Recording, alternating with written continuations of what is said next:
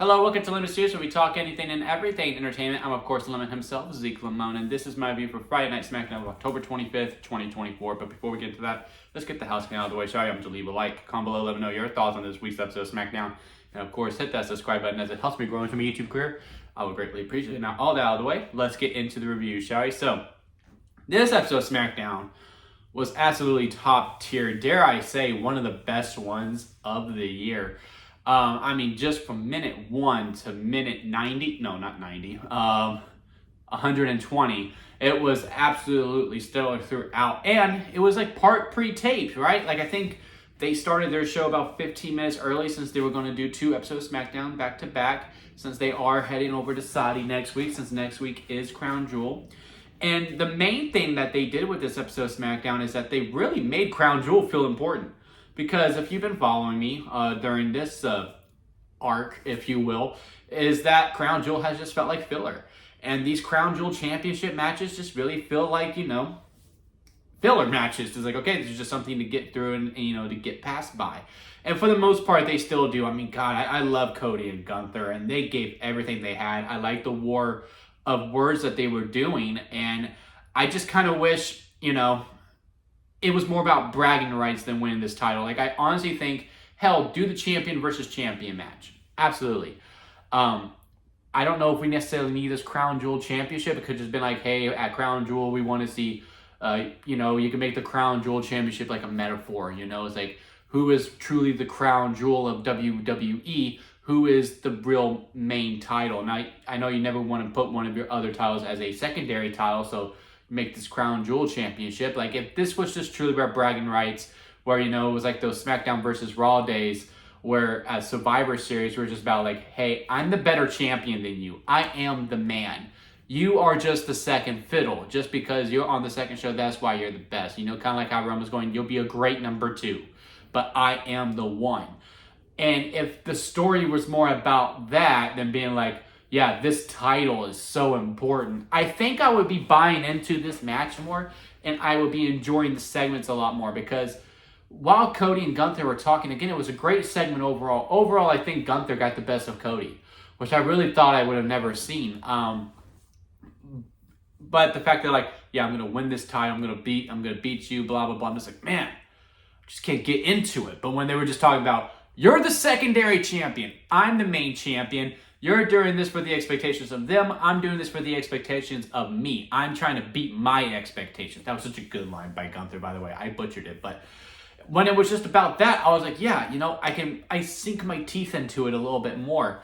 But yeah, again, it's just the fact that it's for a belt that we're not going to see for a whole entire year.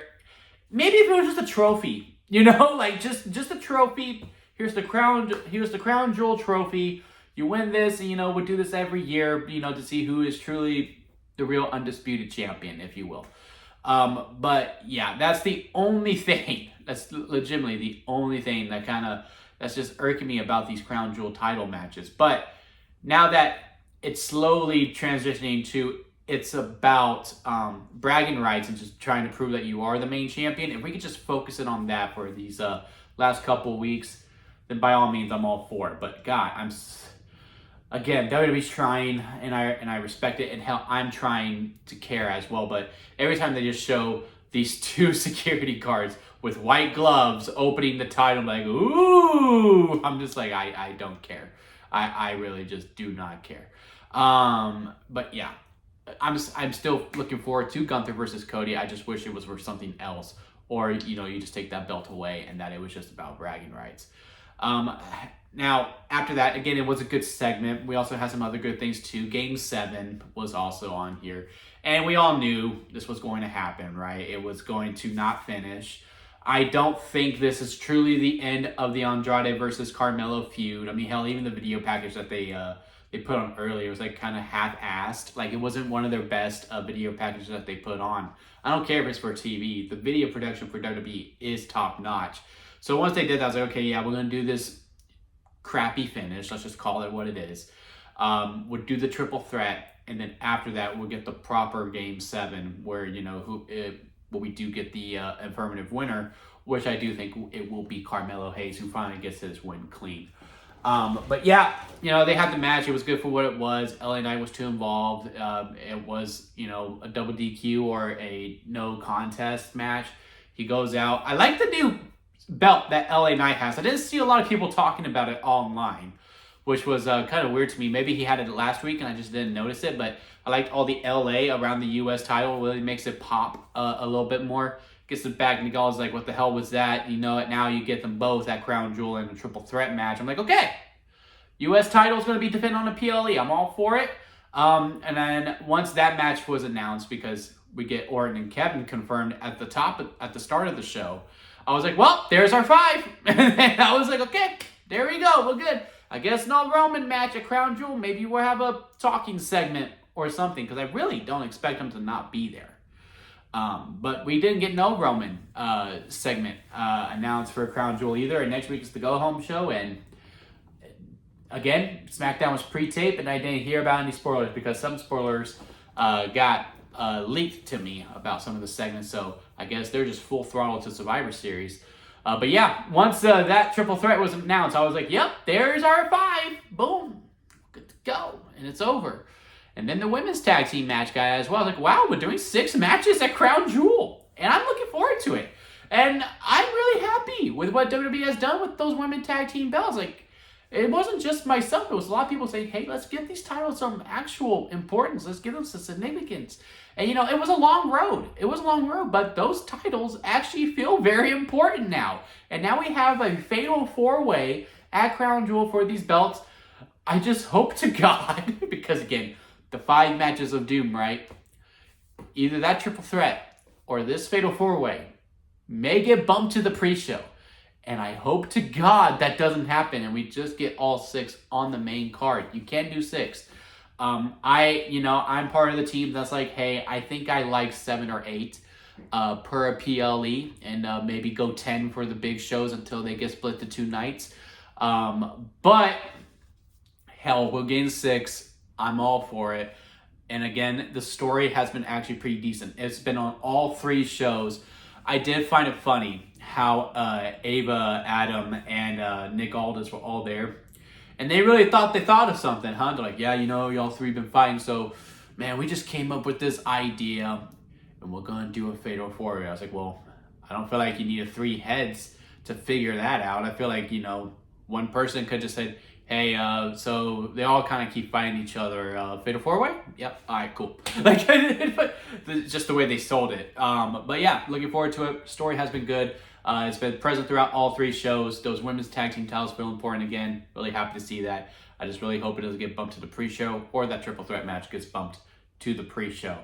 Now for our other main event angles, we had Randy Orton kicking off this episode of SmackDown, and he kicks off by walking to it, then he goes over in the gorilla position, the Booker's chair where Triple H is. He's having a conversation with him, and Triple H is like, you need to go out there. And I love this whole segment.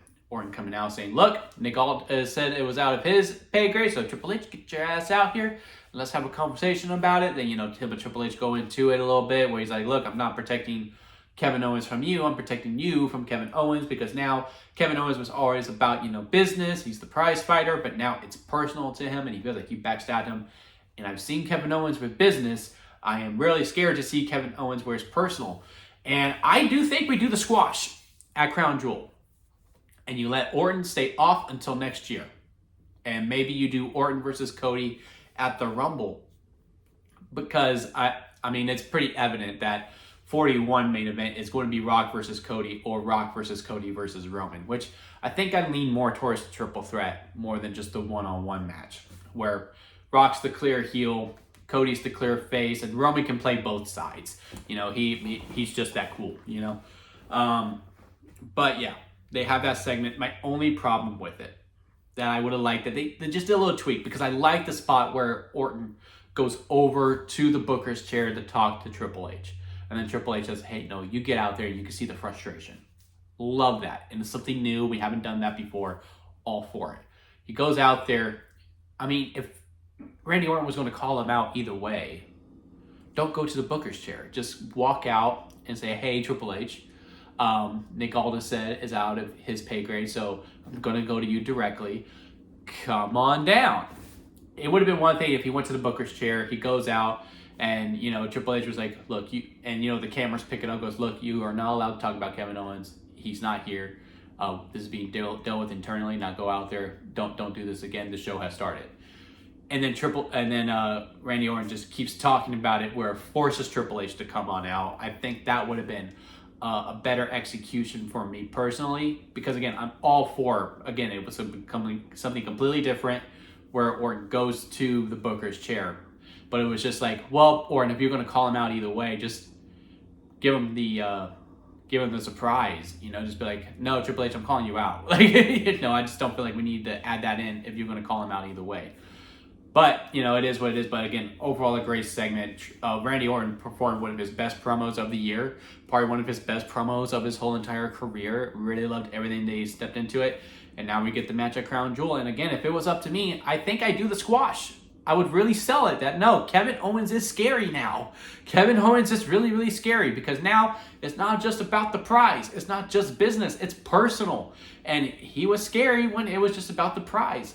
Now he's even scarier that it is personal. So we'll wait and see, but we will, and also Orton is an amazing seller. He is a fantastic seller. Y'all remember that Elimination Chamber match? Well, we all thought, oh my God, he broke his back again, but nope. Mofo just knew how to sell. And then our other main event that also ties into the tag team division, where we got some much needed life injected into it. Motor City Machine Guns versus DIY for the #1 contendership match. And this was part of the thing that, like, I thought got spoiled for next week. And I was like, well, you know what? That was good. Good on them to do that. You know, we need a big angle to see, hey, let's do a big angle and let's just see if it sparks ratings instead of just doing it on the live show. And when this got leaked out with what happens in the main event, because, yeah, we all knew the Motor City Machine Guns were going to beat DIY and they were going to face them. I was like, okay, yeah, get them to the main event angle and, you know, they get some nice heat off of them. But, you know, I said last week, like, look, if they just go in and they just win the tag team titles immediately, I wouldn't be against it. It's just about keeping that momentum going. And, you know, we teased DIY is going to break up. I guess they are going to. I kind of don't need them to hate each other again, though. Like, I'm all for them having one-on-one matches. Don't get me wrong. But I think it's more like just out of respect, like, look, DIY has not worked on the main roster as a tag team. They got momentum. Hell, when they were on Raw, when they were given the time for it, I think they were able to get over a little bit more. But overall, on SmackDown, just hasn't worked. It did win the tag team titles, but it was only for a week. And I think LA Knight's going to need some more opponents. And I think Johnny Gargano and Tommaso Ciampa could be great for that. And I think it's just like, hey, look, you super kicked me. This hasn't been working. I really want some gold. You have different aspirations. I'm going to go here. I'm gonna go for a single star, and then Johnny would be like, well, no, I want a single belt too. Then they could have the fight, and then they could just go their separate ways. And then we get Tommaso Ciampa versus LA Knight, Johnny Gargano versus LA Knight, because I do think LA Knight's gonna win at Crown Jewel, and then Andrade and Carmelo can actually settle their Game 7. Although I do kind of like the fact of a Andrade or Carmelo wins in Saudi, and then the actual Game 7 is for the United States title. That could be pretty cool too, but I don't think that's going to happen. But, you know, I think LA Knight's going to need some more opponents, and I think DIY just hasn't worked as a tag team, so they tease the breakup here, but I really don't need Ciampa to go heel again. I just feel like I've seen that too many times now. Like, I feel like I've seen the breakup of DIY like 20 times. And sure, it was a long time ago when they were both at NXT, like in 2020 or 2021. It's still too early for me, personally. But yeah, Motor City Machine Guns beat them, and it was a really fun match. And then Bloodline comes out, and I love what we're doing with Solo now that he's not trying to just be a carbon copy of Roman Reigns. He's trying to be his own thing. Like, I got the intention at first, but now that he's just being himself, and you could just see his personality, he's a really funny dude, and he's really, really entertaining. Especially when, you know, they mimic him with anytime, any place. I laughed a good chunk. And this is where, you know, the spoiler came in, where we're going to do this tag team match, and the Motor City Machine Guns will win the tag team titles. Only 3 matches into their WWE career. Hell, a week into their WWE career. And they got a good rub because Jimmy Uso comes out to take out Solo. Roman comes out and they take out Jacob and Solo. And then the ref bump happens. They get the steel chair. Jey Uso gets his revenge from the IC title. Called that, by the way, on my Monday Night Raw video, but I'm pretty sure a lot of people guessed that was going to happen. Helps the Motor City Machine Guns win. They got a lot of eyes on them because the Bloodline do have a lot of heat going with them right now. It's all about keeping the momentum going. And what also makes me nervous that we do have a tape show next week is that they probably won't show up. And you're going to lose a week of television on them. Now, sure, we might see a recap video of it or whatever. That's fine. But I just feel like they need to be present throughout and just like, okay, make these tag team titles the new workhorse championships. You know, like, okay, we're going to defend these titles regularly. They could be open challenges or whatever. But like when we in here, we're here to work. And then I see a lot of things that are happening for that. So we did it on SmackDown. There's eyes on the tag team division. There's momentum. We have a new team. And it's not just props for a stable that is there. We keep it going on Raw. Maybe the War Raiders get the titles and we can keep it going from there. Or maybe one of the other good teams that there could be an actual story for the tag team divisions while the groups can do their own things. But yeah, overall, great episode of SmackDown. I really like everything that we did there. We elevated the Motor City Machine Guns while keeping the Bloodline story going straight into War Games. So yeah, let me know what y'all think about it down in the comments. If you made it this far, please leave a like. I would appreciate that. And hit that subscribe button as more content is heading your way soon. And until next time, guys, I'll see you here at Limit Studios.